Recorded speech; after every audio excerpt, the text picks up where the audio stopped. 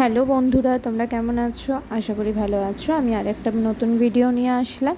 এই ভিডিওটা দেখতে পাচ্ছ, একটা পাঞ্জাবির ওপর কাজ করছি। অ্যাকচুয়ালি আমার দাদার এই পাঞ্জাবিটা পিওর ইয়েলো কালারের মধ্যে কোনো কাজ করা ছিল না, তো আমি ভাবলাম কিছু একটা কাজ করা যাক। তো সেই জন্য আমি ক্যামেলের কিছু কালার ছিল, তো ক্যামেলের কালারটা দিয়ে আমি কিছু ড্র করলাম। সেখানে এটা ড্র করেছি আমি ক্যামেলের কালার আর মিডিয়াম 1 দিয়ে। তো সেখানে মিক্স ম্যাচ করে কিছু সি গ্রিন কালারই এসেছিলো, জানি না কেন ছবিতে বোঝা যাচ্ছে না। আমি প্রথমে পেন্সিল দিয়ে ড্র করে নিয়েছি, তারপরে আমি ইউজ করেছি কালারটা। তো এটা কালার ড্র করার সময় না নিচে কিছু দিয়ে নিও, যাতে কোনো কিছু অপোজিট কাপড়টার পেছনে কাপড়টা কোনো দাগ না লাগে।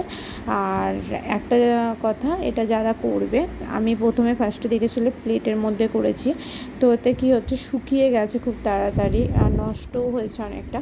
তো চেষ্টা করবে কাপ বা কোনো কিছু একটা এর মধ্যে নেওয়া, যেটা ঢেকে রাখতে পারো, হাওয়া লাগলে শুকিয়ে না যায়।